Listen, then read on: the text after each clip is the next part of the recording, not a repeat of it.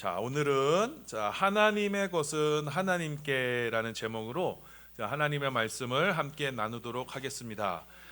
오늘 말씀은 참 쉽지 않은 말씀입니다. 내용이 쉽지 않은 것이 아니라 하나님의 말씀을 따르기가 쉽지 않은 말씀인 것입니다. 그래서 오늘 말씀을 함께 살펴보시면서 하나님의 형상으로 지음받은 저와 여러분이 과연 무엇을 따라 살아가야 하는지를 함께 깨닫는 은혜의 시간, 축복의 시간 되기를 예수님의 이름으로 소원하며 축원합니다. 우리는 지난 시간에 포도원 농부의 비유에 대해서 우리가 함께 말씀을 살펴보았습니다. 한 포도원 주인이 있었습니다. 이 주인은요, 땅을 사서는 그 땅을 포도원으로 잘 가꾸었습니다. 그러다가 이 주인이요, 먼 타지로 여행을 가게 되었어요. 그래서 이 주인은 그 소작농들을 불러다가 포도원을 세를 주고는 먼 곳으로 이제 여행을 갔습니다. 그렇게 이제 시간이 흘러서 추수할 때가 되었습니다. 그래서 포도원 주인은 포도원의 그 소출을 얻으려고 농부들에게 자신의 종을 보냈습니다. 그런데 이 농부들이요, 주인에게서 온 그 주인의 종을요, 반기질 않은 거예요. 도리어 모욕하고 때리고 심지어 죽이기까지 했습니다. 그러다가 이제 주인은요, 맨 마지막으로 자신의 외아들을 농부들에게 보내기로 합니다. 이 외아들은 주인을 상징하는 아들입니다. 포도원의 유일한 상속자예요. 그런데 이 농부들이 이 주인의 아들을 보자 어떻게 했어요? 이 아들을 죽이기로 합니다. 아들을 죽여서 포도원을 빼앗고자 그 아들을 죽이고는 그리고 그 아들을 포도원 밖으로 내버려 두었던 것입니다. 이 소식을 듣고 이 주인이요, 화가 나서 군대를 끌고 옵니다. 그래서 악한 포도원 농부들을 다 죽이고는 그 포도원을 다른 이들에게 세를 줍니다. 이 비유는요, 당시 유대 종교 지도자들을 향한 비유의 말씀이었습니다. 이 포도원은 예루살렘 성전을 가리키는 거예요. 포도원 주인은 하나님이십니다. 그리고 농부는요, 유대 종교 지도자들을 말하는 겁니다. 하나님께서는 그 유대 예루살렘의 종교 지도자들에게 포도원인 성전을 맡겼습니다. 그래서 하나님께서는 그 포도원에서 나는 그 열매를 바라시면서 그 포도원 성전을 농부들에게 맡긴 겁니다. 유대 종교 지도자들에게 맡긴 겁니다. 그런데 그 포도원 성전이요, 하나님이 원하시는 열매를 맺지 못한 거예요. 그 유대 그 성전 밖에 있던 무화과 나무처럼요, 열매를 맺지 못한 거예요. 하나님이 원하시는 공의와 사랑의 열매를 맺지 못했습니다. 이방의 영혼을 구원하시는 영혼 구원의 열매를 맺지 못했습니다. 그래서 하나님께서는요, 주인 되시는 하나님께서는 끊임없이 자신의 종인 선지자들을 보내셨던 겁니다. 선지자들을 통해서 그 타락한 성전의 예배를 책망하시고 회개를 촉구하셨어요. 성전의 열매를 맺을 것을 촉구하셨어요. 그런데 유대 종교 지도자들은 그 선지자의 말에, 하나님이 보내신 종의 말에 귀를 기울이지 않았습니다. 도리어 선지자들을 박해하고 핍박하고 죽이기까지 했습니다. 그러자 하나님 아버지께서는 맨 마지막으로 자신의 독자 예수 그리스도를 보내신 것입니다. 예수님은 하나님의 아들로서요, 포도원 곧 성전의 주인이 되시는 분이에요. 그런데 이 악한 종교 지도자들이 성전의 주인이신 예수님을 맞이하지 않습니다. 예수님을 거부합니다. 그리고는 그 성전을 자기들 것으로 삼고자 예수님을 십자가에 매달아 죽인 것입니다. 그러자 하나님께서는 진노하셔서 유대 종교 지도자들에 대한 심판을 내리실 것입니다. 그래서 예루살렘은 돌 위에 돌 하나도 남기지 않고 흔적도 없이 사라지게 됩니다. 대신에 새로운 성전이 세워집니다. 그 새로운 성전이 바로 교회입니다. 교회는 이 하나님의 새 성전이요 새 포도원으로서 하나님은 그 성전인 교회를 유대인들에게서 빼앗아 열매 맺는 바로 이방인들이 저와 여러분에게 이렇게 넘겨주신 것입니다. 자, 그리고 오늘 말씀이 이어지게 되는 것입니다. 자, 이 말씀을 들은 유대 종교 지도자들이요 매우 기분이 매우 상하게 됩니다.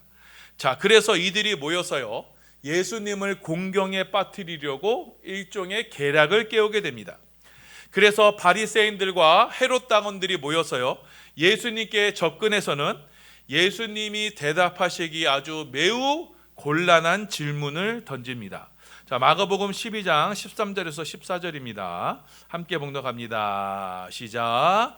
그들이 예수의 말씀을 채잡으려 하여 바리새인과 헤롯 땅 중에서 사람을 보내매 와서 이르되 선생님이여 우리가 아노니 당신은 참되시고 아무도 거리끼는 일이 없으시니 이는 사람을 외모로 보지 않고 오직 진리로서 하나님의 도를 가르치심이니이다. 가이사에게 세금을 바치는 것이 옳으니까 옳지 아니하니까. 자, 이들은 먼저 예수님 앞에 나와서는요 입에 발린 말을 늘어놓습니다. 선생님, 당신은 정말 참되시고 진리로 하나님의 말씀을 가르치시는 분입니다. 그러니 사람 눈치 전혀 안 보지요. 아무런 꺼리낌 없이 하나님의 뜻을 전하지요. 자, 그러니 당신의 생각, 당신이 가지고 있는 생각을 있는 그대로 한번 말씀해 주십시오. 자, 이것에 대한 당신의 생각은 무엇입니까? 로마 황제 가이사에게 세금을 바치는 것이 그것이 옳습니까? 아니면 옳지 않습니까? 자, 이 질문으로 지금 유대 종교 지도자들은요 예수님을 공경에 빠뜨리려고 했던 겁니다. 자, 왜냐하면 참 예수님 당시에 이 유대 민족은 로마의 지배를 받는 로마의 식민지였던 것입니다. 자, 우리나라가 일제에 의해서 식민지가 되었었죠. 그것처럼 당시 유대인들도 로마에 의해서 식민 지배를 받고 있었습니다. 자, 그런데 이 유대인들에게는요 일종의 여러분 자존심이 자부심이 있었어요. 그건 뭐냐면 우리는 하나님을 섬기는 민족이다라는 그런 자부심이 있었어요. 자, 그런데 이 하나님을 섬기는 이 유대인들이 자, 이방신을 섬기는 로마인들에 의해서 지배를 받는다? 자, 이거를 유대인들이요 납득하기가 힘들었던 겁니다. 하나님을 섬기는 민족이 하나님을 섬기지 않는 이방인들에 의해서 지배를 받는다, 이거를 유대인들이 용납을 할 수 없었던 거예요. 자, 그래서 우리나라도 여러분 일제강점기 시절에 독립운동을 펼쳤던 것처럼 당시 유대인들도요 이 독립운동을 펼치고 있을 때였어요.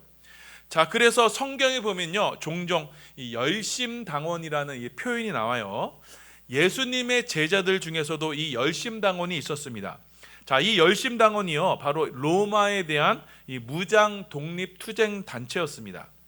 자, 그래서 당시 이 유대인들의 정서는요 아주 상당히 로마에 대한 반감이 아주 심했어요. 자, 그래서 로마에 세금을 내야 하느냐라는 것에 대해서 이 유대인들 사이에서 많은 갈등과 반발이 있었던 겁니다. 하나님을 섬기는 하나님의 백성이 이방인인 로마인에게 세금을 바치는 것은 하나님에 대한 모독이다, 이렇게 여겼던 거예요. 자, 그래서 지금 유대 종교 지도자들은 바로 이 아주 민감한 이 세금 문제를 가지고 예수님을 올무에 빠뜨리려고 했던 것입니다. 로마 가이사 황제에게 세금을 바쳐야 하느냐, 이렇게 질문했던 거예요. 자, 만일 이 질문에 예수님께서 자, 그래도 세금을 바쳐야 하지 않느냐라고 한다면, 자, 예수님은 지금 당시 유대인들에게 상당한 인기를 얻고 있었죠.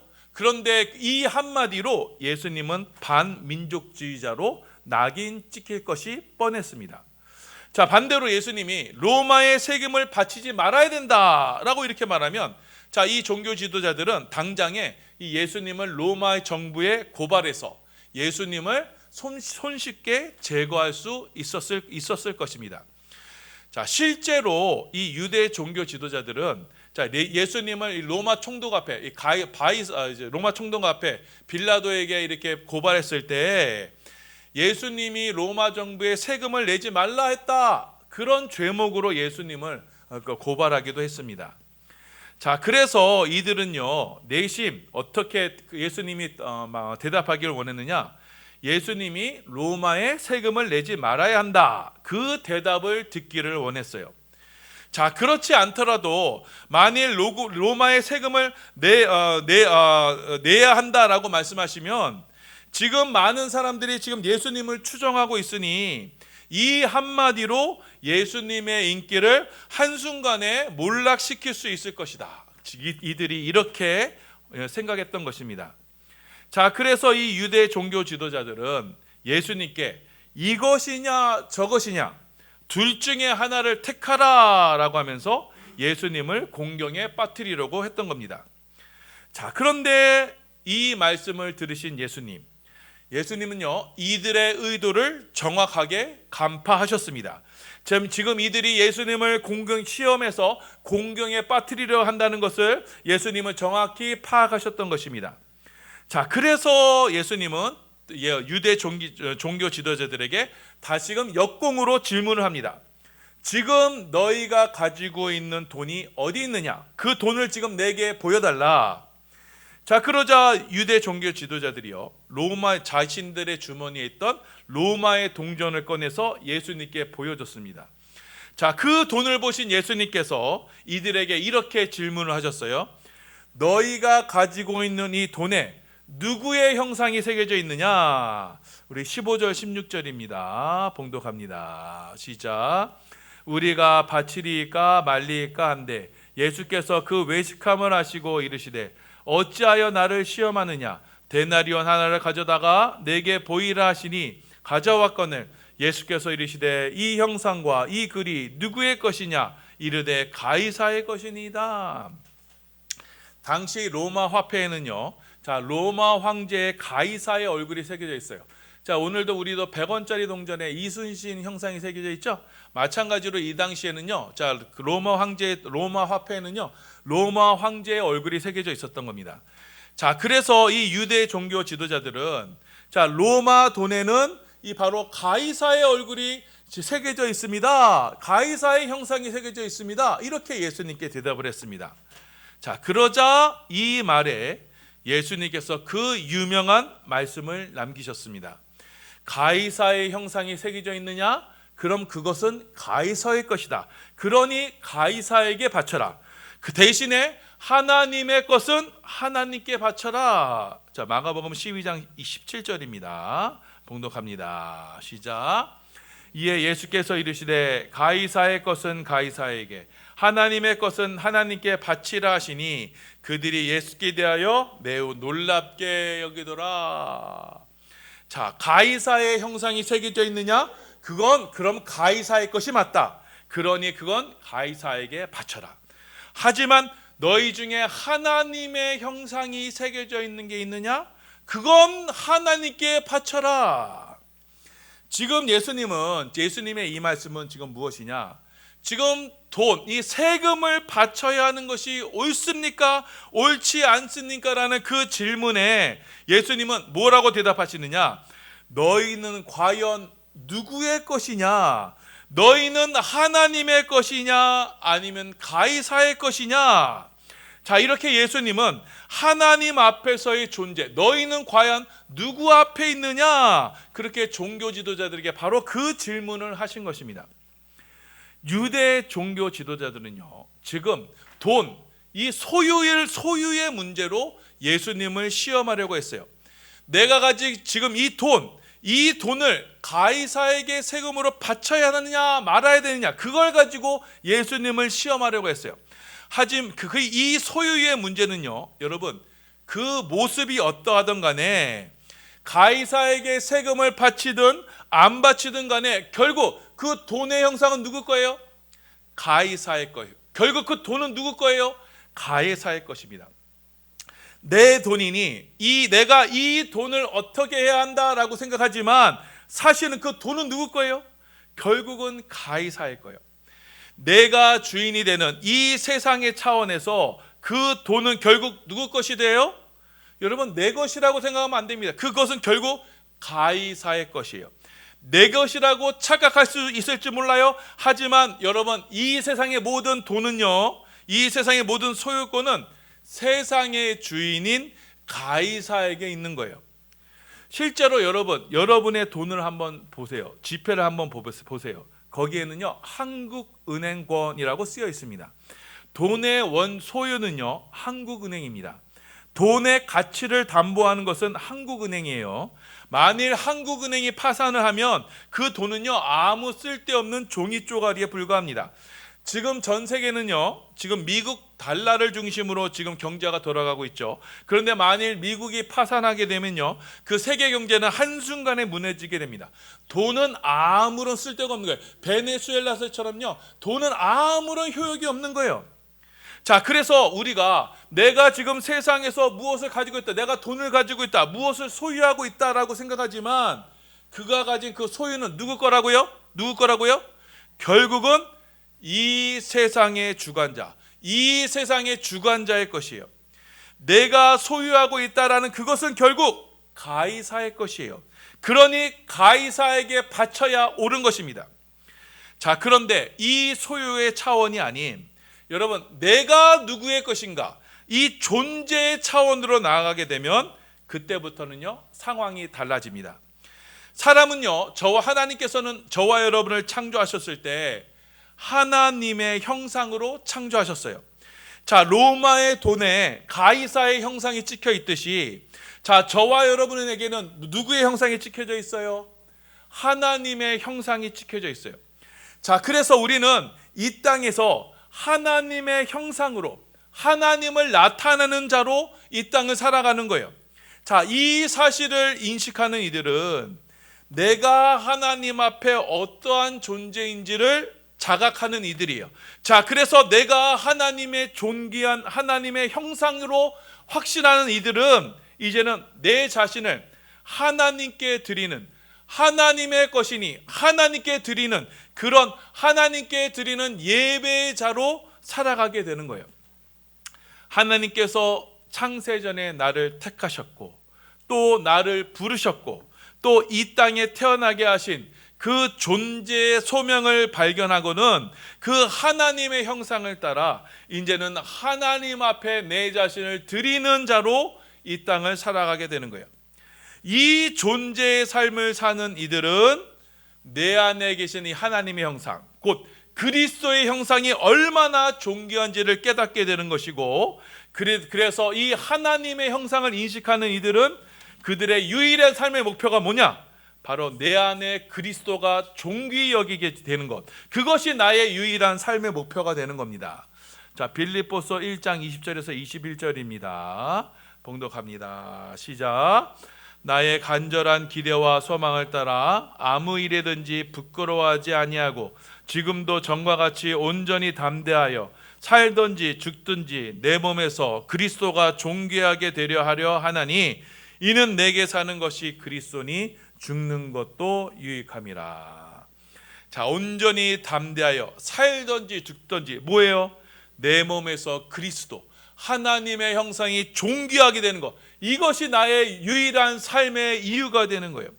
자, 바로 이 사람들은 하나님 앞에서 나는 하나님의 형상이고 내 안에 계신 그 그리스도로 말미암아 내 안에 하나님께, 나를 온전히 하나님께 드리는 그런 믿음의 삶을 살게 되는 것입니다.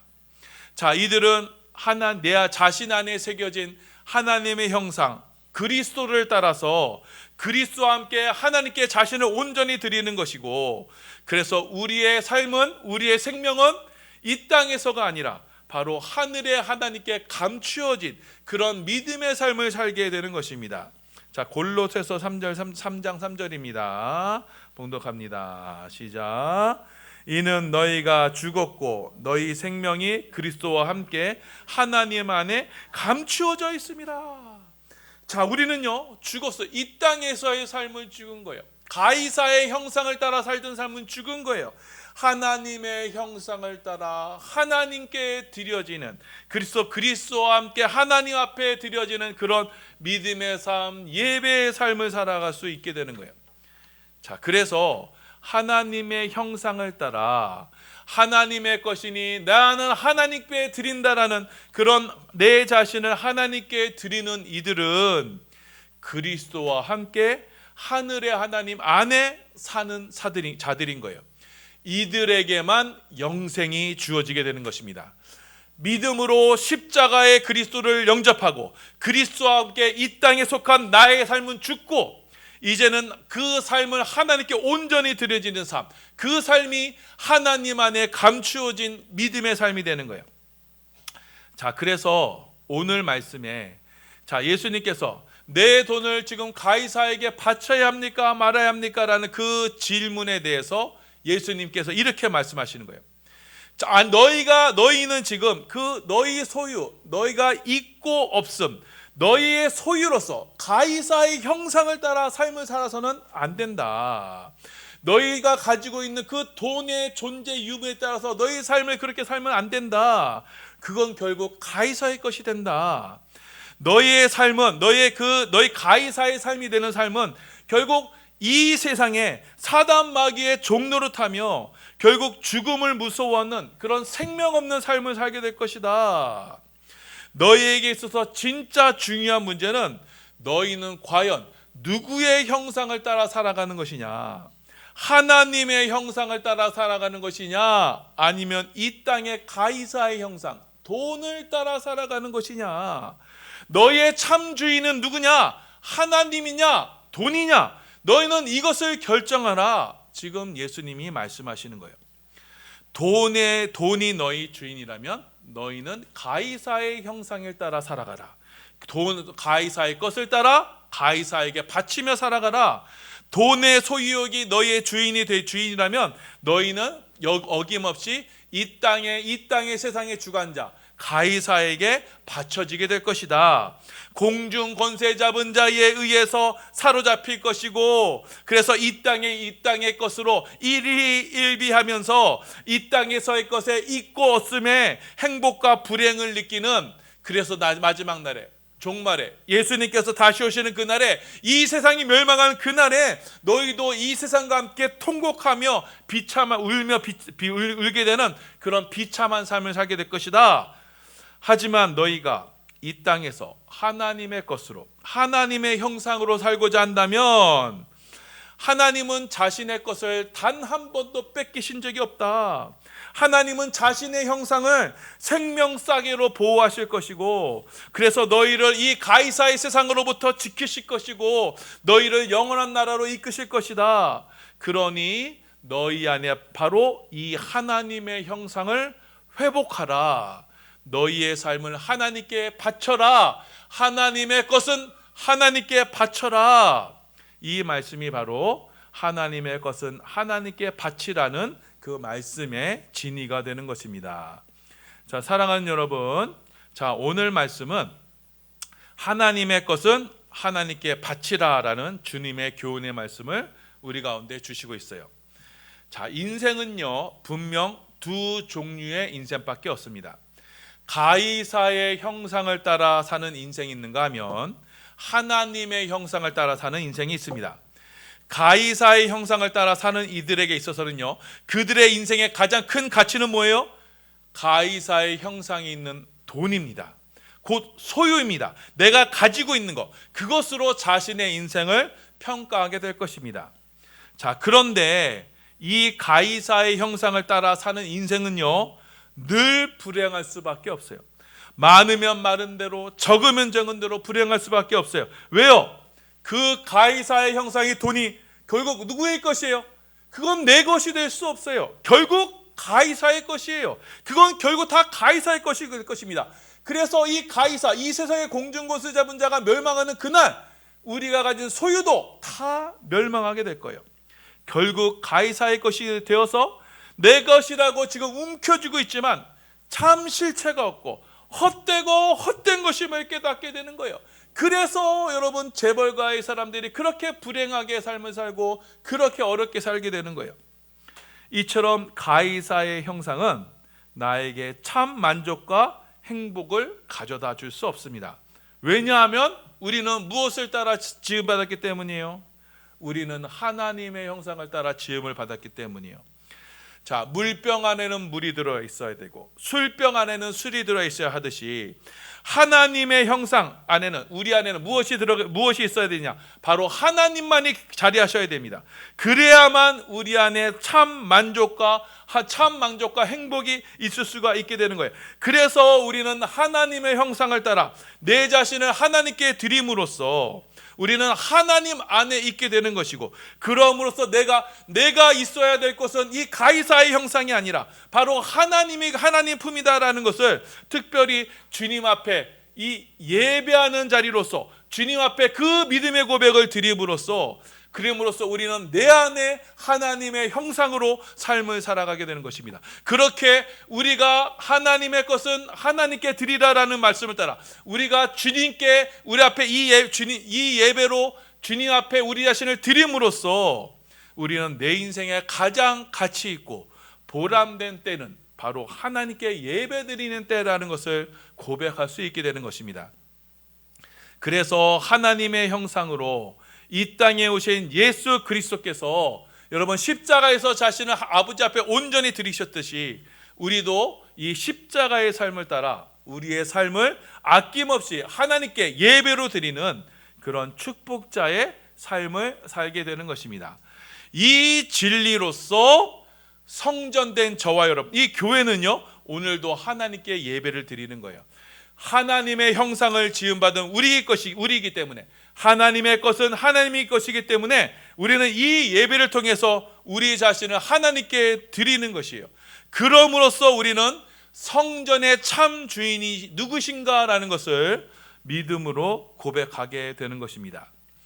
악한 포도원 농부들이 포도원을 자신의 소유로 삼으려고 했을 때 주인 되시는 하나님께서 그들을 진멸하시고 포도원을 제때 열매 맺는 제때 주님께 드리는 그런 농부로 바꾸셨듯이 새 성전된 저와 여러분은 이 전을 통해서 하나님의 것이니 하나님 받으소서, 그렇게 믿음의 고백을 드리며 하나님의 형상인 우리 자신을 하나님께 아낌없이 드리는 것입니다.